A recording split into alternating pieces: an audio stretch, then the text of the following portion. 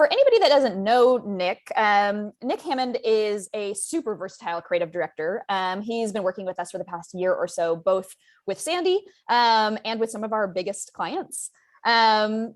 He is a tattooed hippie, same, grounded in marketing analytics, and generally takes a human-centered approach to creating solutions at the intersection of design and business.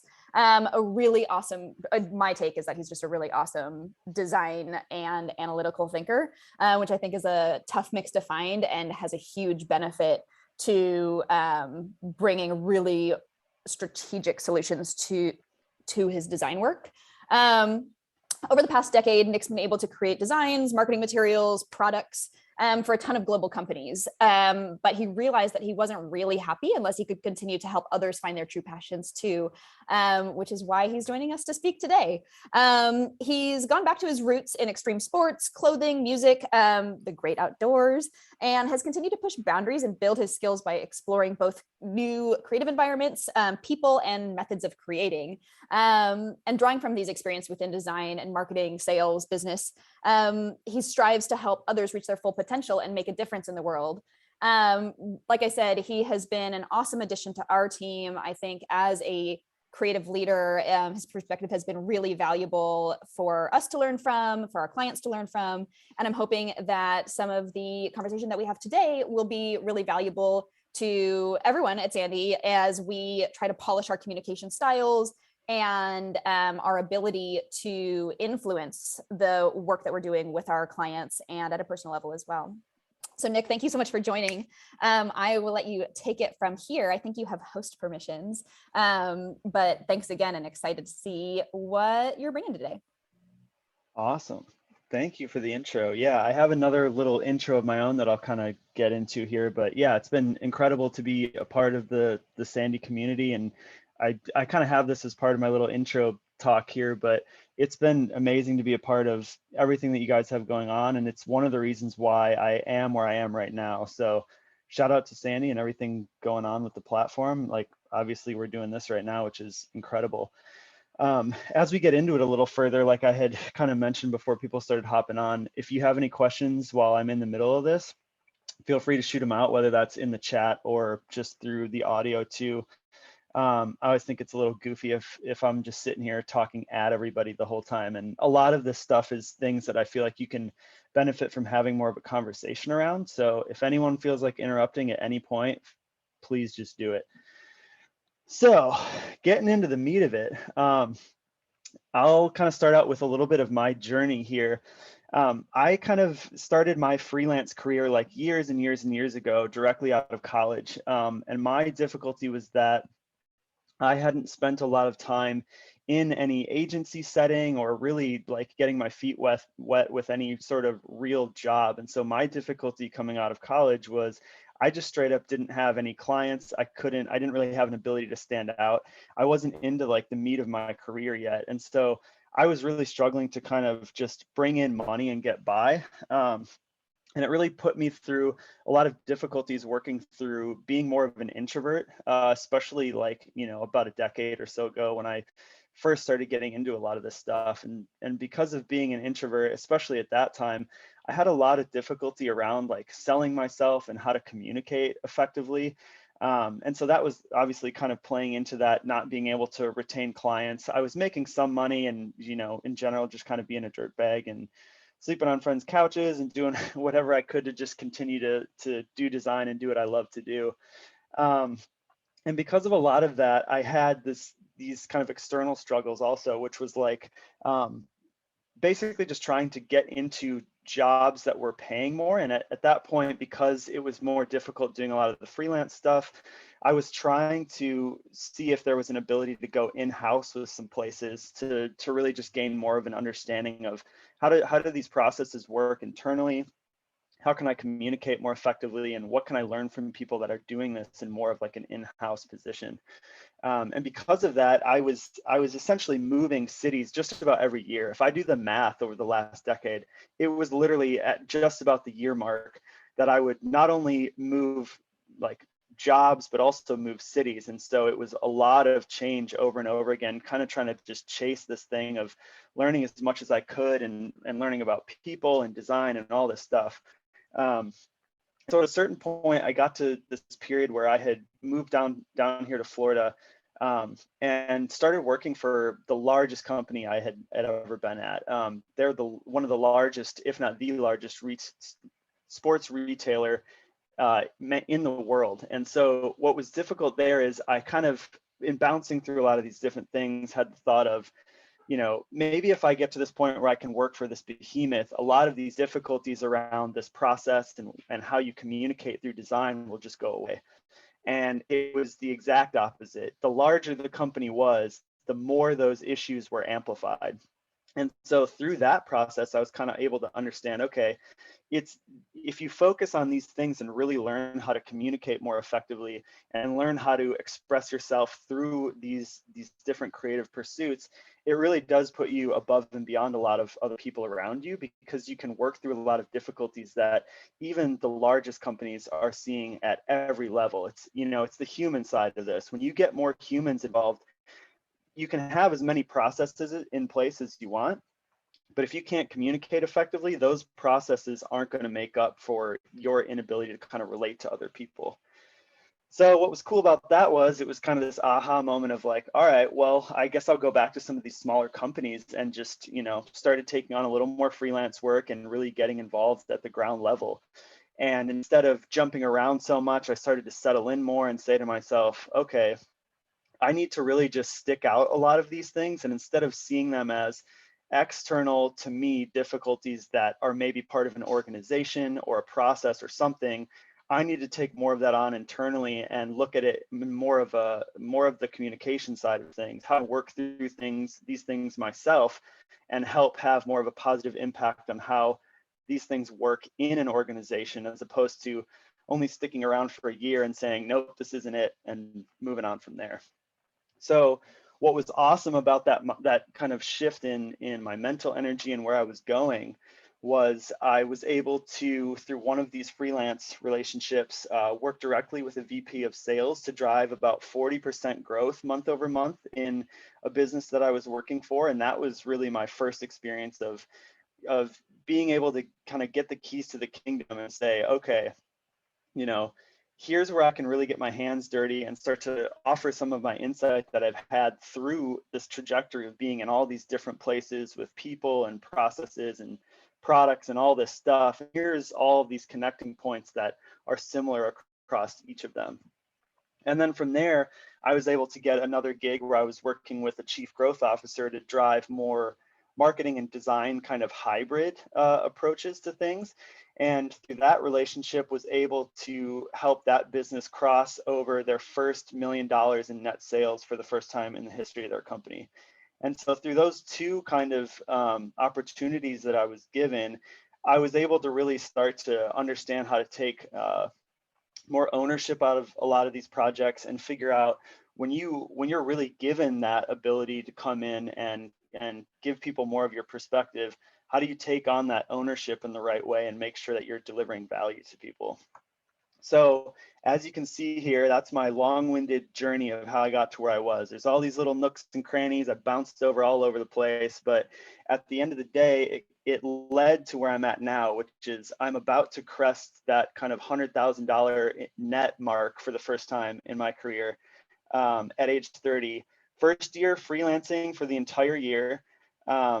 And so it's been kind of a wild ride to see how that process of going through all these different things, it really was an absolutely wild ride. And so my whole goal here is to kind of just take you into over a decade of my experience of just busting my ass, distill it into a deck, and hopefully allow you to get the learnings without you having to smash your head against the wall in the same way that I did for so many years, having gone back and forth through so many of these things. I've seen a lot of, this is more related to design, and I know that this is also very applicable to other creative processes as well, but I've seen so many incredible designers quit just because they hit a lot of these headwinds and they face a lot of this stuff without being able to kind of tap into networks or resources or more kind of mentors that they can learn a lot of this stuff from. And so that's just kind of my goal with this, is distill all that information down and really help people through a lot of these difficulties that otherwise you kind of have to just learn the hard way. And like I said, the more work I do, the more it becomes apparent that communication is just a huge percentage of this battle. And the rest, I think we'll talk about in probably some other talks in the future. So that's my plug to Sandy to stay tuned for some more of these. Whoop. Any questions from there? I kind of blazed through that first one because it's a lot to unpack. No, perfect. This is All awesome. right. Congrats on hitting that major milestone. Thank you. Yeah, I appreciate it. It's been incredible. And yeah, I mean, it's one of those things where you kind of start to pick apart these pieces of things you can focus on in order to better yourself and what you're doing. And you're almost so focused on those little individual goals that you kind of forget to zoom out and say, oh, man, that, it really did have an effect on a lot of the things that I've been doing. Totally. So first aspect of this, unrealistic scopes and timelines. I'll kind of try and, the way that I outlined a lot of this talk is more through the lens of, if you're coming into a design project or a creative project in any way, the steps that you would go through in order of what you're kind of seeing. So up front, you're seeing some sort of scope that's telling you, what are we doing here? What's the timeline? What are the deliverables? All of this stuff. So this is kind of the first segment that I'm coming into here. And I will try and relate this through kind of a typical project. I'll leave out any sort of like sales mechanisms or things like that, because a lot of times that's kind of what an agency would be doing, whether that's Sandy or someone that you're working through, they're bringing in the client. So this kind of starts from after you already have this project that's starting to come through.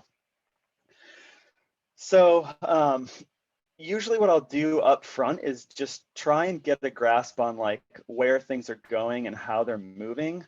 And with this in particular, we're kind of focusing more on just the unrealistic stuff. So I guess the first comment that I would have in trying to relate this to more of a real world example is through a project that went more of this route up front. And I honestly have not had a lot of these go this way recently, because I feel like there's a lot of processes that I've worked through and a lot of processes that people and agencies like Sandy have worked through to make sure that this sort of thing doesn't happen. But usually the first step in working through a lot of this is just kind of reallocating time. And my first bullet point here is just trying to make sure that you're always front loading a lot of the work. And this is kind of always my first step if something feels like it's going a little awry or amiss in some sort of project. Is it, in my experience, what ends up happening is a lot of these processes end up where you're talking through the client about all these things, and a lot of the priority is put on getting them to sign the scope and get the work going as quickly as possible. And then after the fact, you're trying to work into, how do I service them the right way? And what can happen through that process is you lose track of the fact that you're having to kind of iterate on things really, really quickly. And then all of a sudden you find yourself at the end of that timeline having to crunch on everything at the last, 11th hour, whether that be through design or writing or approvals is another big thing that end up happening at the last minute. And now all of a sudden you're trying to crank through 2, 3, 4 weeks, months plus of work in an insane amount of time, and everyone gets frustrated at that point. So in front loading, what I usually try to do is ask more questions up front, but always keep in mind that a lot of the best work can kind of happen when you put more of your ideas and more of the time into thinking through the execution up front. You can always come back and iterate on things after the fact at the 11th hour. But if you don't have that strategic thinking together at the beginning, it becomes more difficult to work through both the actual work and the strategy side of it at the end. So when I say front load, what I'm talking about is making sure up front, like, you have all the information you need, you're kind of doing these brainstorm sessions, you're giving yourself a little more time to just think through how you're going to do things before you even put any sort of pen to paper and start working through the actual work, because it gives you the ability to think through, all right, if I maybe go this way, what sorts of difficulties am I going to have to confront in the actual work? And it allows you to create more of this mind map of how this is going before you have to actually then come in and iterate on it. The other side that I usually tend to get into is just more of trusting your gut. And this is kind of getting more into knowing when something can move this way into an unrealistic scope or timeline up front, or even if it's happening throughout the process. Usually you'll have some sort of understanding that it's going that way in the middle of it, just based on mannerisms or what people are saying or how they're communicating. If someone's maybe shooting you emails super late at night, or putting you on blast with multiple emails and needing things immediately, it's like you usually can get a feel for the fact that things are getting a little off track just based on how someone is messaging you and what they're needing. And I think as you get into a lot of these projects more, you can better understand how to trust that gut reaction that you have and how to react to it a little faster. And I think that's an interesting piece of how this can work, because if it takes you a while between that first hit of, okay, I feel like something's maybe going wrong, but I really need the money and I should just kind of, see how it goes. If you let that kind of thought process go too long, by the time you get to something like we mentioned before with having to do all this stuff at the 11th hour, it's already too late for you to try and compensate and keep things more on track. If you have that first thought of, this is feeling like it's maybe going a little weird, trusting your gut and starting to write down ideas about, all right, what does it feel like is happening here and what are my avenues of response to it? It allows you to set up more kind of background steps, so that if it does continue to happen, you have a fallback of saying, all right, I've already thought through how this is going to move and I know how to react to it if it continues to go that way. And based on that, a lot of the way that you can react is just over promising or under promising and over delivering. And I've seen this a lot of times in projects where, in order to win the work, you're maybe trying to express that you can do certain things, and then when the client comes in, they have this incredibly high bar set, and there's just no way that you're going to meet that up front. And so the relationship starts to go downhill from there, because they need things faster. You're maybe not hitting timelines or not hitting expectations correctly, and it just starts to go down. If you are very communicative about the level that you're at and what you can do, and then you come in and you just start hitting above that every single time, they're going to be surprised and delighted the entire way through, and they're going to appreciate everything that you're doing, as opposed to it being the flip. And a lot of times, like with a lot of these scope difficulties and unrealistic timelines, this thing is another aspect, another key way that you can work through a lot of that and make sure that no one's expecting that you're having to hit 200% of what's there, so that when you do actually end up hitting that 200%, everyone's pumped and you're delivering more value than you had promised up front. On the flip side, if you do it the other way, you're kind of always coming in right under the bar, and no one's going to be excited about what's going on in that process. So that's kind of the under promise, over deliver is my fallback on a lot of things, and it's saved me through countless projects. And coming out of this, how do you usually outright prevent unrealistic timelines and scopes? My honest answer is that you can never totally weed them all out, but through these kind of three things that I've mentioned here, usually you can weed out 90 to 95% of things. There's going to be stuff that comes through regardless. That's just how creative work is. And as long as you can kind of put steps in place to work through these things as it's going that way, you can usually at least get a majority of them back on track, as opposed to seeing a lot of them kind of fall off and go toward a direction that you're not super comfortable with. Any questions based on this slide right here? Do you have any specific language examples to help set expectations? I think that in the moment, I know that I've been in meetings with potential clients to talk about what's possible with no budget and no time. And it is always a delicate balance of setting some boundaries of what is truly realistic versus and being a solution. Any specific language tips there?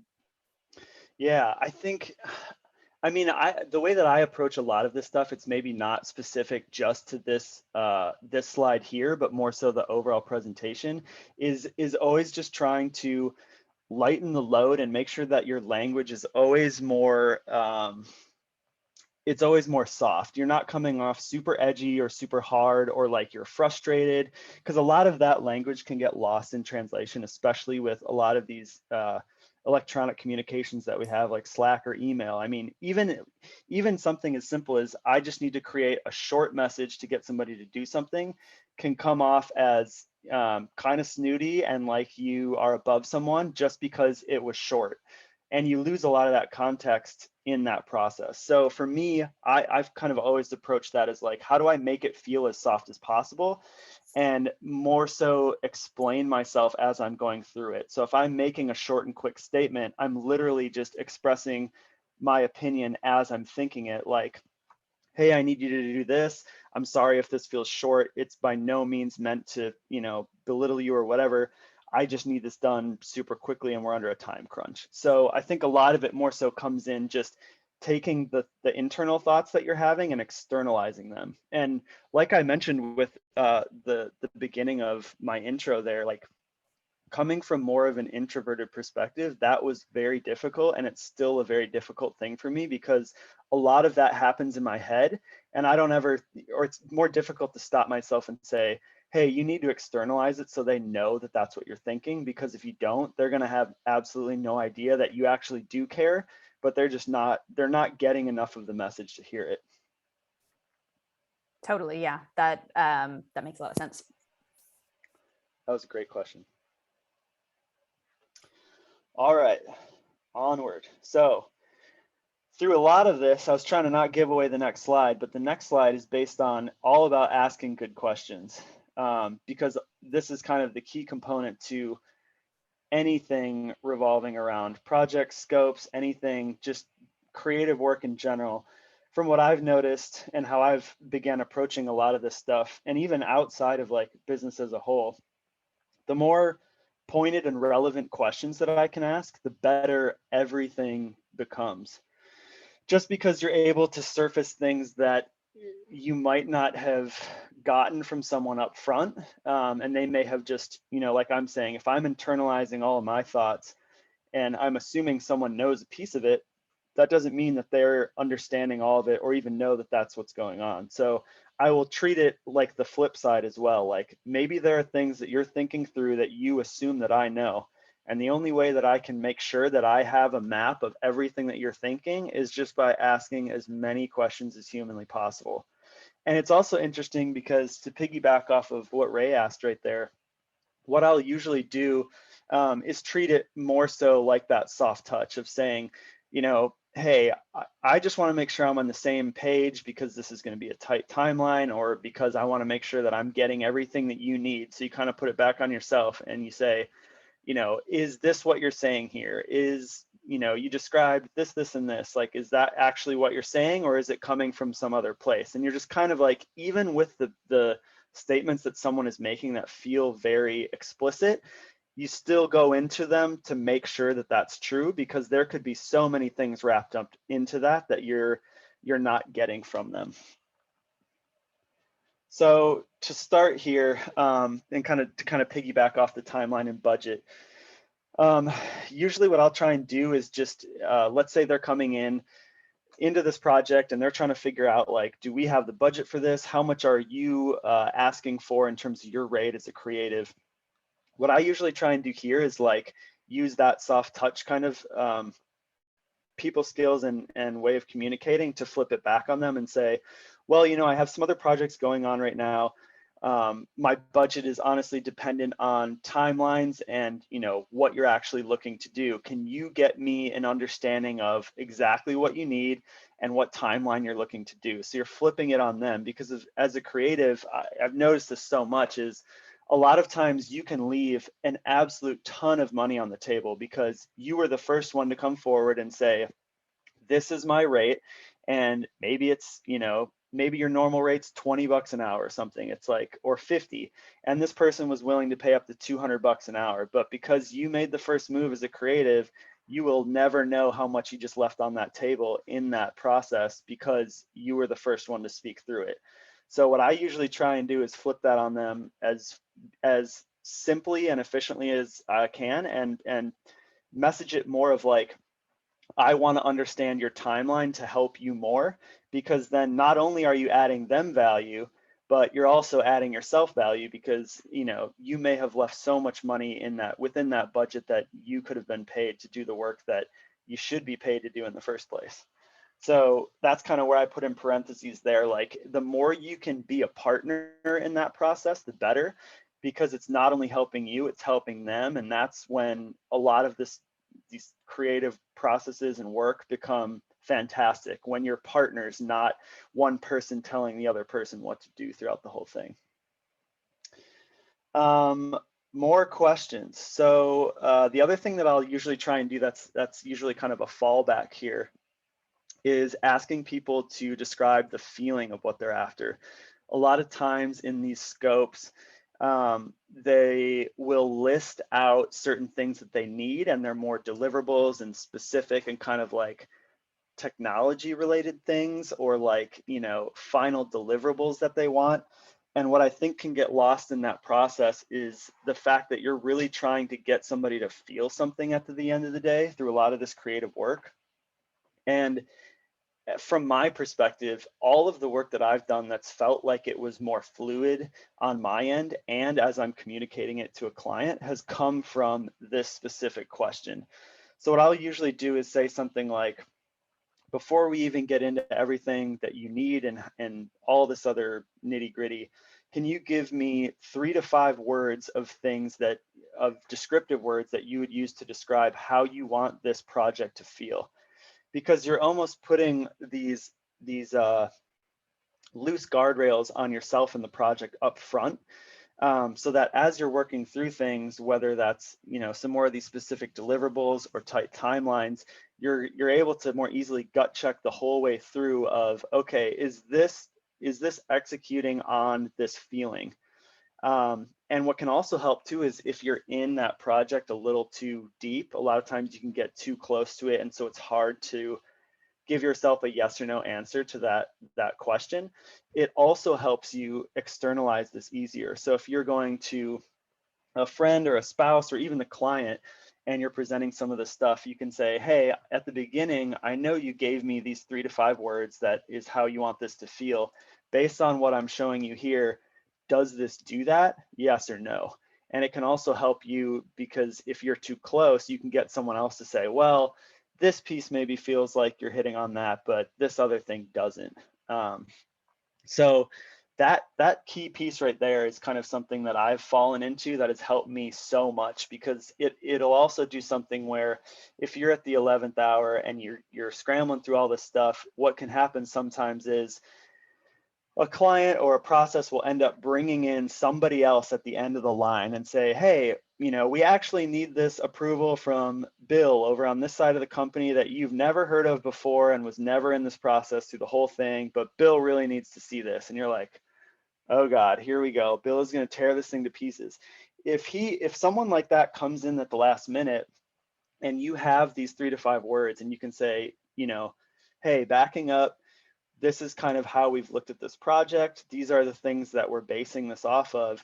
You can bring that person up to speed so much more quickly than if you needed to sift through hundreds of emails and like explain all this stuff. It's just like, does it hit these 3 to 5 words? This is what we're doing. How does that feel to you? It just helps that whole process, because if you have to bring someone up to speed at the end of a project like that, it can go south very, very quickly. And this is another way to kind of just help keep people a little more on track, so that if they're second guessing, it's like, nope, everyone agrees. This is how it's feeling. It's all working.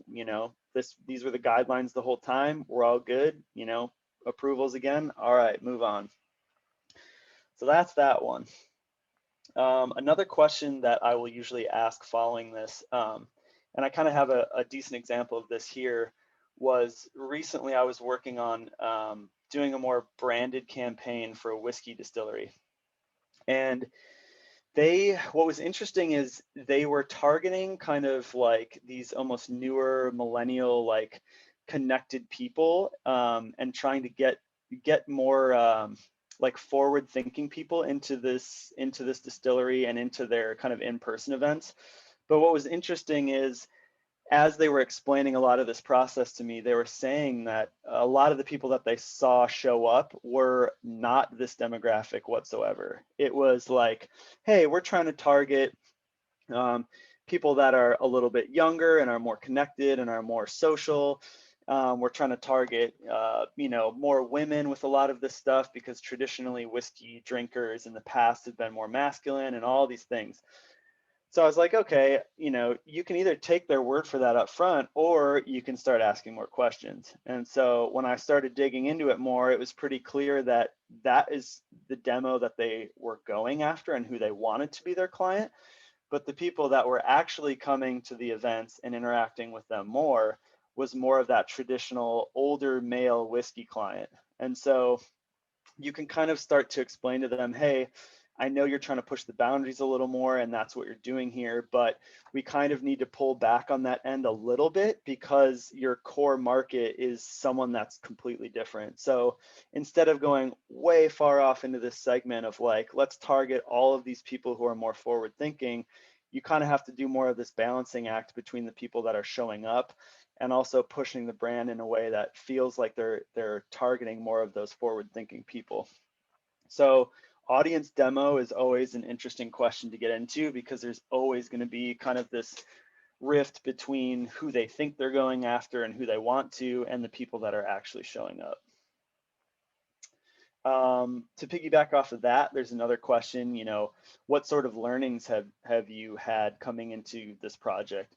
A lot of times what you can figure out here is that there's things that they may have learned from something they've done before that they haven't explained to you coming into it. Good example of this that happened just today was process in redesigning some booth things for a client. And I had asked some more questions about how was the design of your old booth? How did this work? Were people interacting with it in the way that you wanted to? And they were able to explain some things to me about how people were coming into a previous booth that I otherwise would have never heard from anybody else. And if I hadn't had that, it would have drastically affected how I was designing these elements in the new one, just based on how someone is kind of coming in and flowing through these different touch points in a specific environment that they're seeing. So a lot of times it can be really good to just ask, like, hey, you have, especially with internal teams, if you're working as someone that's more of an outsider, a freelancer, a lot of times the internal teams that you're working with in a business will have infinitely more learnings from things that they've iterated on and done in the past than what you would ever be able to get coming in from the outside at the last minute. So a lot of that stuff is things that you can take with you and say, hey, I know that you mentioned that people weren't working with the booth in this way, so I changed this thing to function slightly differently to help alleviate that pain moving forward. Another one that we have here is differentiators. This can kind of go back to that whiskey distillery example that I gave. Their brand obviously was one where they were saying that they wanted to be different, more new, more kind of coming into this industry in a way that other people hadn't seen before. So a lot of times what you can ask is like, hey, how is your brand different from the people around you? Because a lot of times in working through a lot of creative pursuits, some of that stuff can get lost because you're trying to create assets and external facing things that really get people to feel things. And I think in that process, kind of like what Ray was mentioning when we first got into the talk, is like melding the creative with the analytical. And if you go too far one way or the other, you lose this really intense middle ground of being able to like make people feel passionate about what they're doing, but also explain the value at the same time. And a lot of times what can happen with the differentiators within a business is just that. They'll either go super sales heavy and it just feels like this, you're selling me garbage and I don't want anything to do with it type of thing, or it'll go the other way where it's like you just created some crazy far out uh like perfume commercial where at the end of it you're just like, I don't know what you just showed me. I'm supposed to feel something, but I don't even know what that even was. So you're always kind of working to find that middle ground, and this is where you can ask them about their differentiators, can usually surface some of that information about where is the middle ground of like creative to like what you're actually selling. Another one here that can kind of be a little more of a no-brainer type of deal is just deliverables. Sometimes up front, you can be told, hey, we need this, this, and this. And you're like, okay, good, sounds great. We're all aligned. And then, midway through, things end up changing. So any questions that you can ask up front on deliverables and just aligning on what specific things are you sending, the better. A lot of times where I can see this get difficult in projects is more on the small business side of things. When teams don't have a lot of internal knowledge in the things that they're working on, things can get a little squirrely. One specific example I would have here is I've worked with a few friends who had started a distillate company up in Massachusetts because they just legalized. And these guys are like super knowledgeable in the product side, but when it comes to design, they have no background, nor should they have ever had any background in how file types work and how to integrate with like, Slack or any of these things that you're using to communicate. So when I'm working with them, I have to do a lot of work up front of saying, here's where I would send a PDF versus a PNG versus something like this. And like, here's a situation where I'm going to upload a file into Google Drive for you. Here's how it works. A lot of times it's just explaining things that maybe feel like they're simple to you, but to the person on the other end, if you're not aligned on what that actually is and what they're getting, there can be a disconnect at the end, and that's where it can lead to things or relationships getting a little squirrely. So just making sure that as you're working through a lot of this stuff, like what is their level of technological understanding? Have they dealt with these types of things in the past? And just making sure that you both know exactly what's happening as you're going into it. Piggybacking off of that, there's the other questions that I'll ask are usually around external resources and partners. Where I've seen this get a little wonky in the past as well is, let's say I'm working with a small team and they have another agency of some type that they're working through for something. And I think this can kind of happen or works in terms of this experience that I'm mentioning about the booth setup stuff. There's going to be someone on the other end that has to deal with these files, and they're going to be the ones actually manufacturing this stuff. And so if you don't have a direct line of communication with those people, or if you don't even know that they exist, that's another pain point. Because if I'm delivering certain things to a client and then they're immediately taking those and sending it off to go get created, but there's a difficulty in that process, that's now something that you as a designer are going to have to work, or creative are going to have to work through. So this is another question that I'll bring up is like, hey, in my process with this, when we're handing off files or whatever it is, are there other external resources that you used, or partners or agencies or whatever, that'll either have a say in what's happening for approvals, or will get some sort of end file that they're going to have to work through? Because a lot of times if you're both, as a freelancer, as an like another agency, you're both external and you're both working through the person in the middle. If that person in the middle isn't communicating effectively, both of you on the ends now have the most difficult time having to work through them to get what you need. So a lot of times here, what I'll do also is just say, hey, based on what you're saying, if you have this print partner or something, can you put me directly in contact with them? Feel free to like keep yourself on the email just so you can see what's happening. But if I have a direct line to them, I can more easily help you to work through any difficulties in file handoffs as it happens. And again, if you're messaging it as like a soft way, you can say, you know, maybe not necessarily I've messed up stuff in the past, but like I've seen difficulties here in the past. And so I want you to be aware that if you put me in direct contact with them, this process will be infinitely smoother. So you're just constantly like, how do I be a partner and how do I add value so that they're more aware of the fact that you're not only trying to help yourself, but you're helping them in the process. Another question that I'll typically ask is around yes or no. And this seems super simple, but I think it's one that you can kind of glance over pretty easily. With this specific piece, I'm more so trying to think through who's been in this position before me. And a lot of times what I've noticed is, especially nowadays with platforms like Fiverr and some of these more crowdsourcing platforms, what you'll get is clients that are trying to get the most bang for their buck out of a cheap platform before they're likely to hire a designer. And what usually happens there is they get burned way harder than they ever thought they were going to, because they have no idea that they're getting the worst files, the worst service like that they could possibly get delivered. They don't think about all these little nuanced things that are happening within the nooks and crannies of these processes, and how much information you have as a designer or a creative that they're not being given through a platform like Fiverr. So when you think about that, it's like, okay, maybe this person worked with a designer or a creative before, and maybe it was through a platform like Fiverr, or maybe it was just someone that was more junior that hadn't thought through some of this stuff. And, you know, it created a bad taste in their mouth of like, I've worked with 5 designers in the past and I've always had an issue with X, X, and X. It's like, okay, now coming into that situation, that's something that you have to work through whether you like it or not.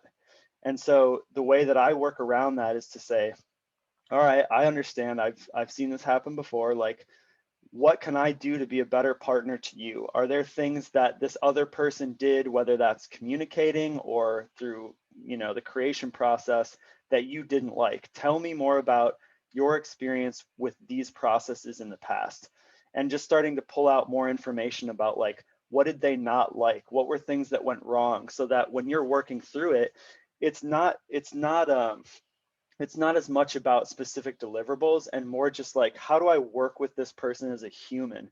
Because if they don't like you sending emails in a specific way and you didn't know it, and you're hitting them with an email in a specific way, it's going to make that whole process more difficult, and you would have never known that that's what's going on their end. So it's like, hey, what can I do to do this better? Or like, hey, what are some things that I absolutely shouldn't do that, you know, make you peeved or like have been difficult in the past? And a lot of times they will either be like non-existent or things that are super easy to work through, but it's just another one of those aspects of like, hey, I'm proving to you that I'm a partner to you and that I'm willing to help meet you where you are so that this process is going to be better. And it's one of those things that I never thought about until I got into more of the meat of my career and trying to understand this stuff, is like, why are some of these projects being a little more derailed? And it's just one of those people things that you kind of learn to like pick up on a little better and just make sure that you're meeting someone where they are in this process. The other question that I will usually bring up, and this is more of a statement, is just more is better. And it's funny because I inevitably get this question in almost every project that I start. And it's always just like, hey, what do you need from us in order to get started? And I'm just like, whatever you can give me, whatever you have access to, just lay it all on me.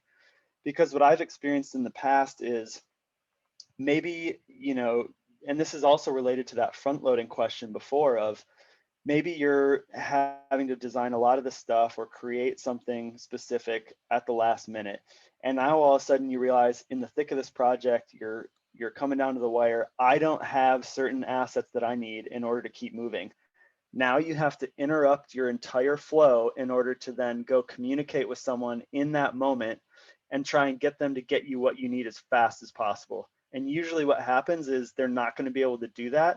And so now you're you know, pushing timelines, and you've broken your flow, you're out of the process, and everything just gets infinitely more difficult. So with that front loading kind of thing that I brought up before, I'll usually say, give me whatever you have and I'll sift through it.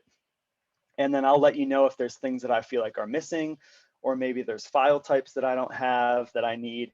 Because if you can do that work up front, it makes the creation process after the fact so much easier. You don't have to break your flows while you're in the middle of working on things. You don't have to ask for more stuff. You just have everything you need up front and you can get it whenever you need it.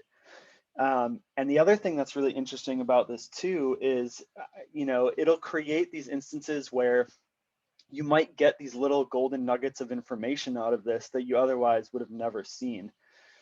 So I'll relate it back to that whiskey project again. I was just asking them a bunch of questions about, like, how did your brand start and where did you come from, and what makes you different and all this stuff. And you kind of get them talking about all these things, and you get more of this kind of brain dump of all this stuff that you otherwise would have never heard. And in that process, you can kind of start to pick up on, like, maybe little words that they're using more often, or references toward different brands that they like, or things like that that you otherwise just don't have the contextual information to pull out. And as you're going through there, you can kind of start to say, okay, maybe they brought up this thing a handful of times. I'm going to go check that out after this call. And then you go into it and it leads to some other spark of information, or maybe some sort of asset that they gave you in that process that gives you another thought on how to execute on something. And if you don't have all of that breadth of everything up front, it kind of constrains your ability to do the creative work. It's like, if you have all of this kind of mess of craziness in front of you, you can push and pull on all these things and play around as much as you want. And it gets your brain moving in all these different directions. Whereas if you just have a tiny little bit of very specific things in front of you, you can feel very constrained, and it almost puts you in that headspace up front to the point where it's harder for you to break out of that as you're trying to do more creative work.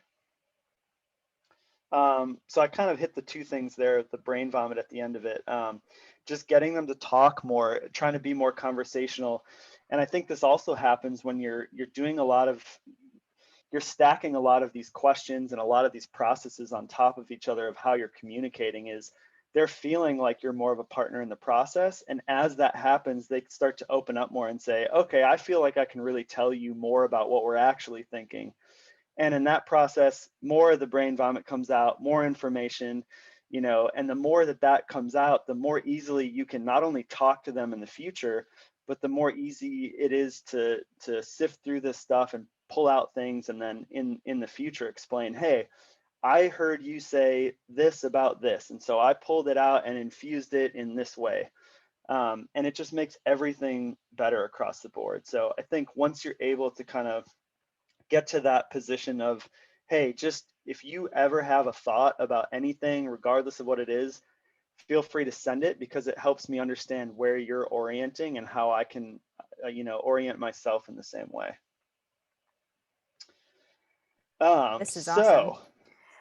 So Nick, we've got just shy of 10 minutes left on this. These are such amazing thought starters for questions. And I totally want to echo about how valuable I've seen conversations go, like when either party is just like question, because it really, and the adage of there's no stupid questions, I think is true, because it helps as you're onboarding yourself onto a new project, like you anchor into your client's mentality. And in the best case scenario, like really helps show you as an intellectual partner, going back to that partnership idea.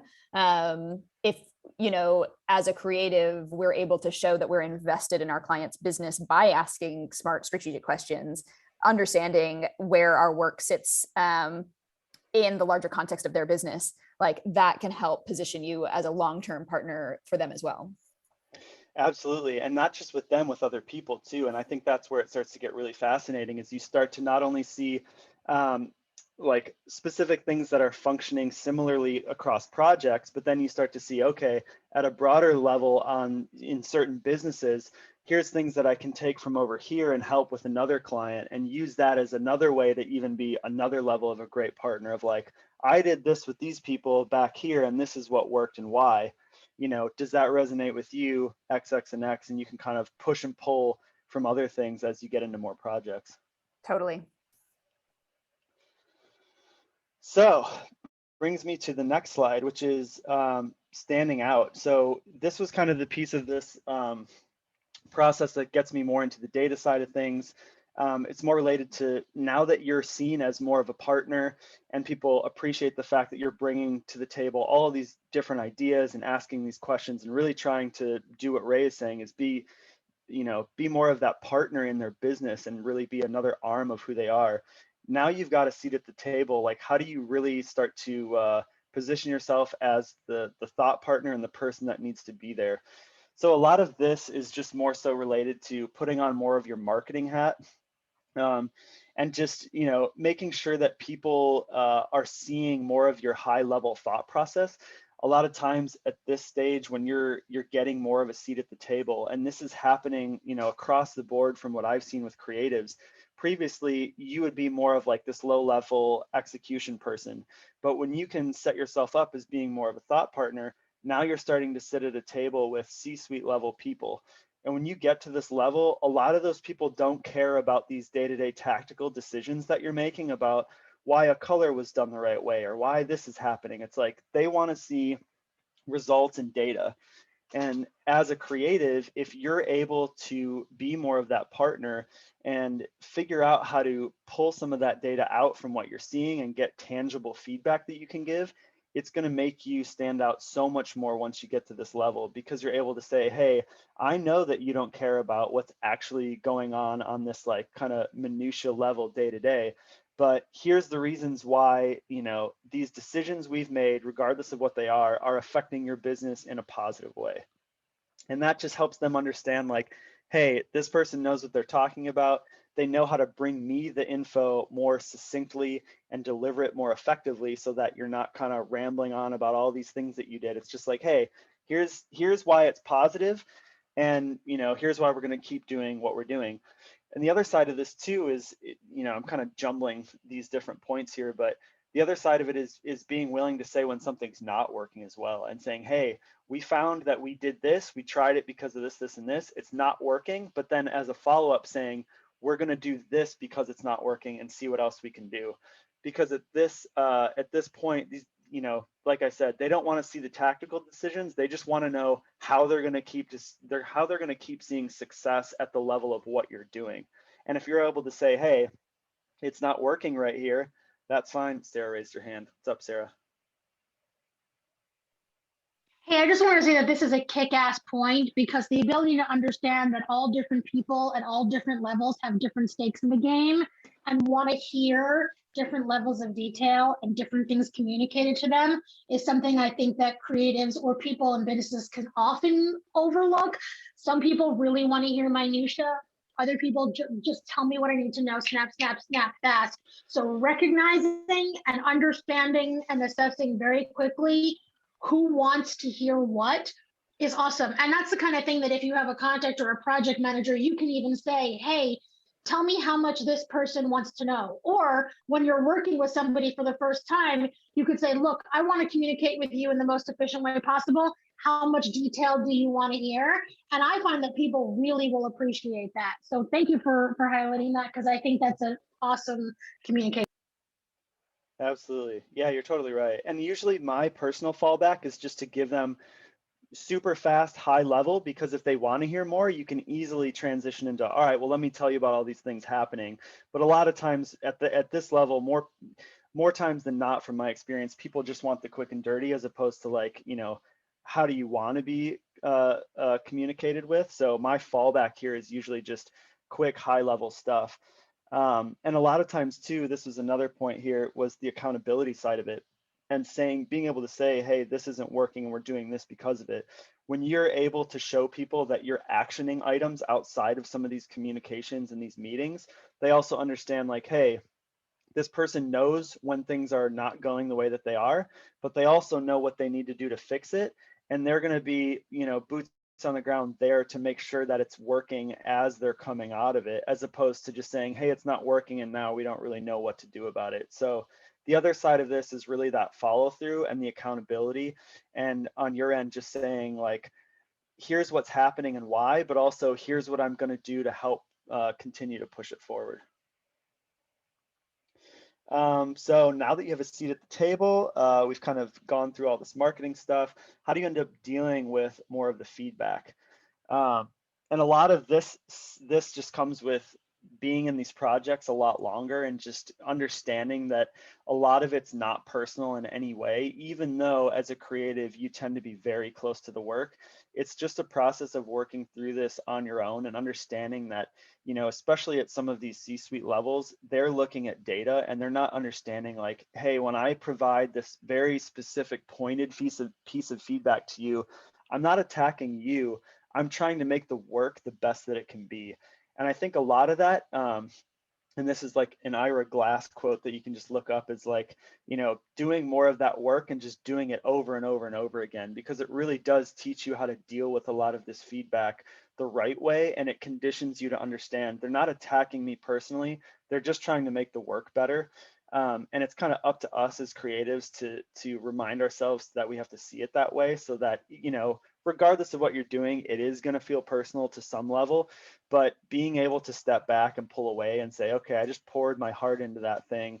It didn't work the way that I needed to. I got to give myself a break and come back.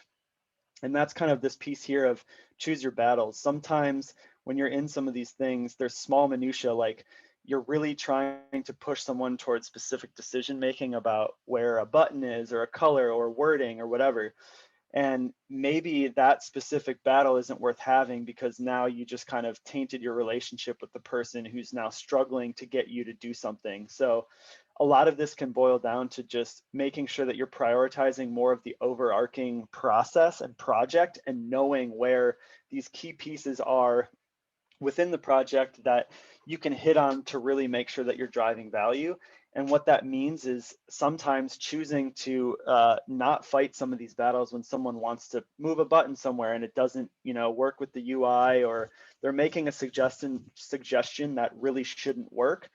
But in order to win that larger prize, you kind of have to let go of some of this stuff. And I think this is a huge difficulty with a lot of creatives and a lot of director level people, or people that move from more of an actionable side of things to more of the director level, is like, I need to let people do what they're going to do. And if it's not worth the battle or trying to explain and the time communicating, I just have to let it go. Because if you're trying to hit everything, you're just going to drive yourself insane, and you're going to drive everybody insane around you. So sometimes it's like, in order to push those little things off, in order to win the bigger prize and keep things moving, you just have to choose your battles. And with this one, I've kind of already spoken on some of these other things. Having informed opinions, being able to take from other pieces of projects and move them into new things, and being able to just talk to someone of like, hey, I did this before and this thing worked, maybe we can try it here. Positioning yourself as more of that partnership, because as a freelancer or an external partner, a lot of times you get put in this position of like, people want to say that you have the answer to everything. And that's just never going to be the case with any human ever. This is a partnership. Both ends are going to be wrong. And so you have to be willing to put that aside, both on your end and on the other person's end. We're going to make suggestions that just aren't going to work. And that's just part of this process. No one's perfect, and that's how it's going to go.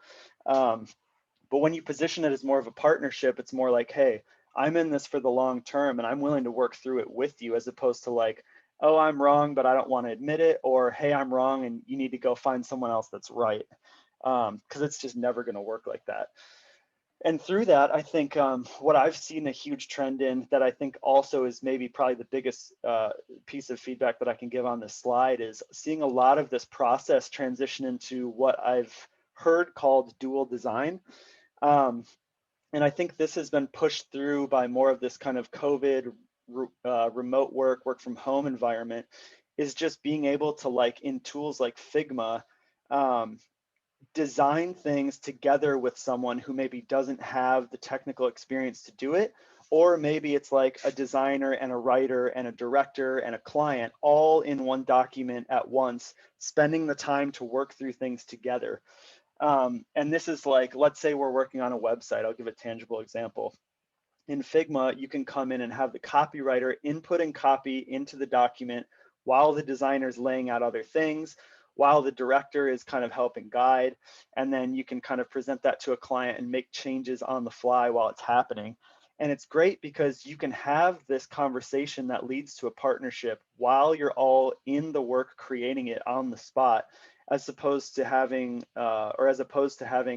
you know, like 3 or 4 meetings over the course of a week, and then you have to work between the meetings, and then maybe you didn't hear someone the right way, and so you went off in a different direction. And now it's like, you know, as opposed to 20 hours a week, maybe it cut it down to like 8, 6, or even 4, just because you're all there working on it all at once. And you can say, hey, my thought around making this design decision is X, X, and X. How does that feel to you? You get immediate feedback from everyone around you, as opposed to having to wait to get it.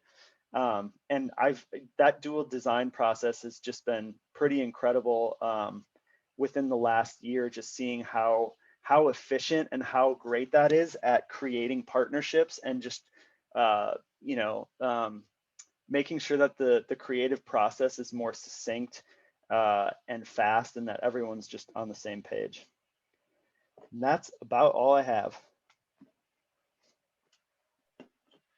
This is amazing. Questions? I ended it on time. We were getting close there. There we go. Yeah. Does anybody here, I've opened up speaking permissions for everyone. I'm not sure if everyone is it wants to chat or not, but if there's any questions, we do have a couple more minutes to take some Q&A. This is all really amazing stuff, Nick. So appreciate you giving such thorough examples and showing the long tail benefit of being able to communicate and asking the right questions. I think that setting yourself up for those types of really meaningful client relationships is all a result of being such a clear communicator. Absolutely. Yeah. And it's crazy too, like getting into this, it feels so one-sided. Like I would love if some other people could come in and ask questions, because it's just so much information to like blast in one direction. Yeah.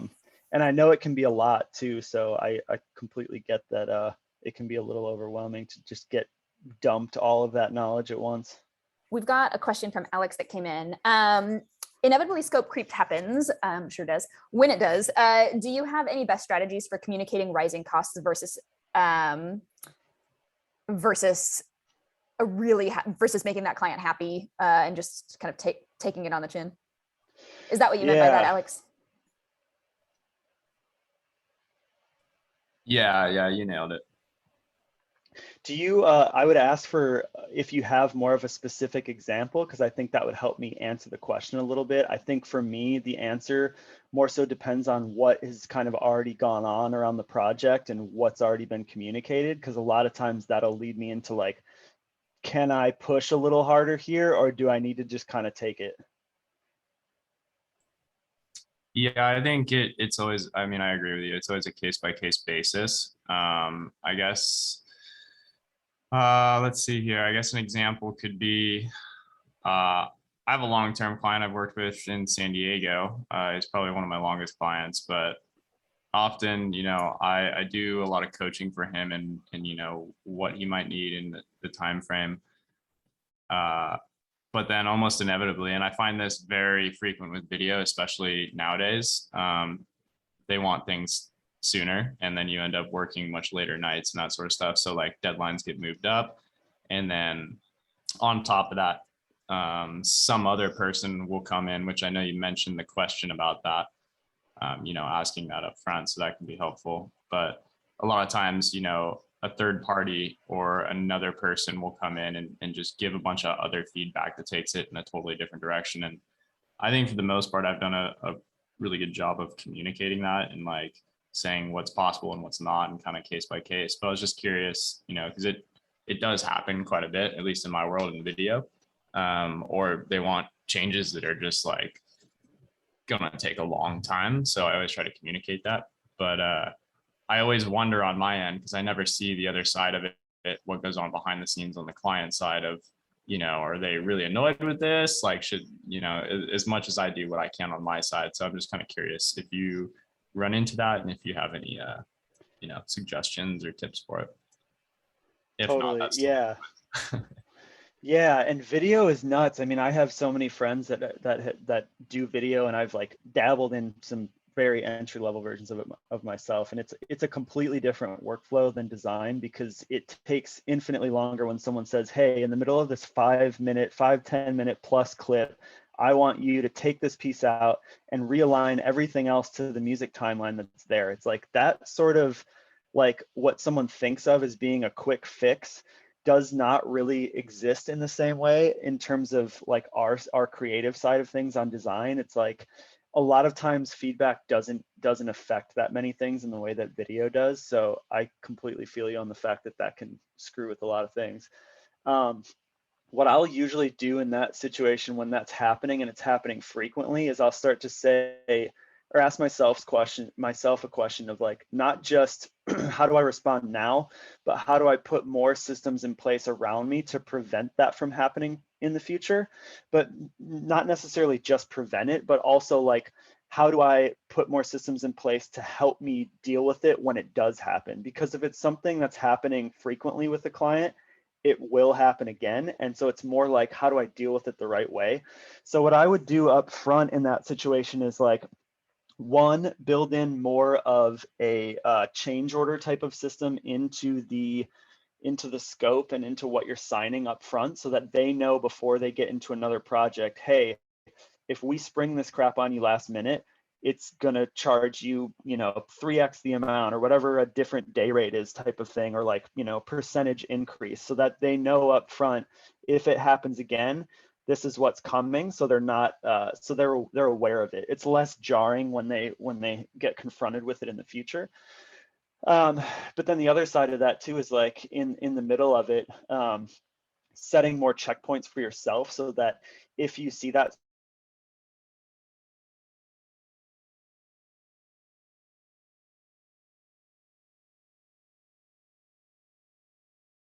sort of thing starting to happen, you can kind of surface it. If this keeps going this way, we're going to break the timeline like this, and that will lead to this increase in cost based on what we have up front.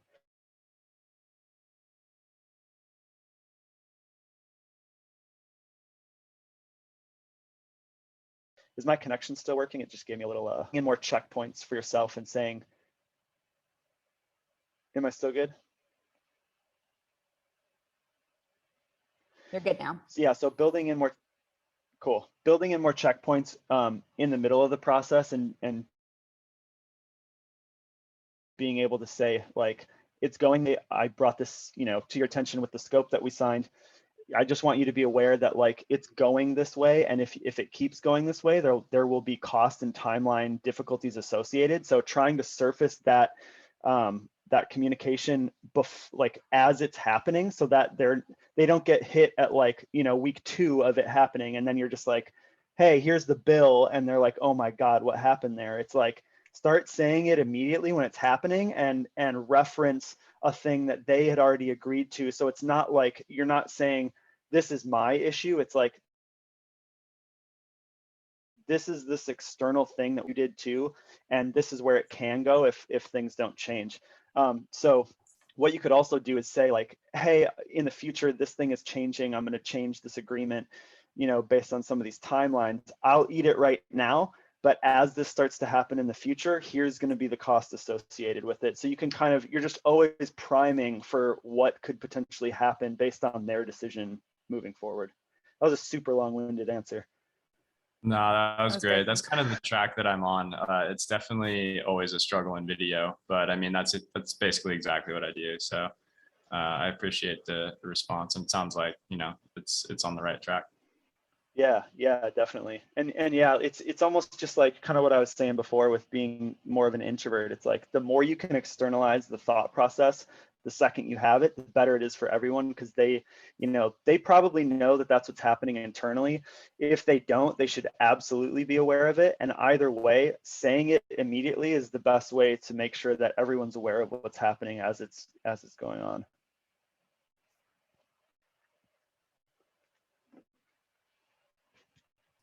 Awesome. My only other question for you, since you touched on it a bit, as you mentioned, you are an introvert, as am I. I was just curious, are there any things that you personally find continually challenging that you are consciously working on improving? Yeah, that's a great question too. I think stuff like this. So it's funny because it's like this is the answer to that. It's like being more externally communicative about things, and getting in front of people consistently, because the just the thought of this, like as you're going into it, gives you insane butterflies, and your body wants to tell you to just get the hell out immediately. And like stepping into those positions and saying no to like what your kind of negative reaction is to it helps condition me for working through that more effectively in the future. And it also has so much like positive reinforcement as it relates to like stepping up in a situation where I do have to communicate in maybe some sort of difficult or negative way in a situation that does affect work. Because if I'm able to do this now in a situation where I feel a lot more at ease with the people around me, it's a great community, everyone's awesome, like it can help me understand that I can step up and speak more of my mind in a situation, which then is like a half step toward, all right, now in a difficult situation, can you lean on that experience a little more to help push you through it? It's just kind of like, to me, the best example is like weightlifting. It's like, you're not going to go lift an insane amount of weight right off the bat. You're going to ease your way into it. So if there's things that are difficult, I will try and push myself into doing them in smaller increments more frequently, so it'll add up over time. And I think the key for me there is like, I do it to myself so that the universe doesn't do it to me. Because if I wait too long on some of this stuff and then an opportunity presents itself and I have to deal with it there, I'm going to have to deal with it regardless of if I, kind of condition myself to do it more effectively or not. So in my outlook, it's like I can either start to do that better now on my own time, or I'm going to get forced into doing it off my time in a way that's going to be infinitely more difficult when it's happening. And I choose doing it on my own time every single time. Love it. Great answer.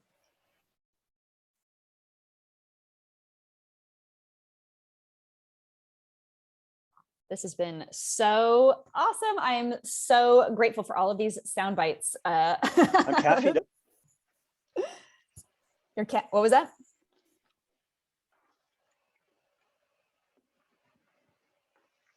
What was that, Nick? I think the internet's cutting out. Yep.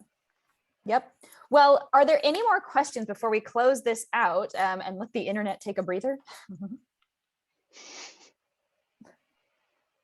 I don't think so. Nick, thank you again for your time. Everybody on the call, thank you so much for joining. If there's any questions for Nick, for any of us after this call that come up that you're scratching your head at, please feel free to Slack us, carrier pigeon us, email, and we'll get those questions answered. We'll also be publishing this up to Vimeo, and we'll send out that link in next week's newsletter. And again, thanks everybody for your time. This has been super informative and really appreciate it.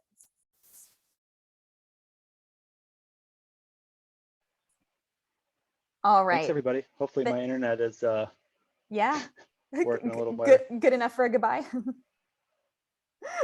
All right. Good enough for a goodbye. Yep. Thanks for the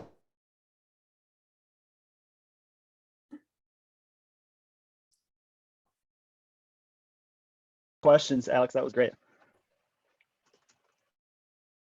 Yeah, definitely. All right. Take care, everybody. Have a great week.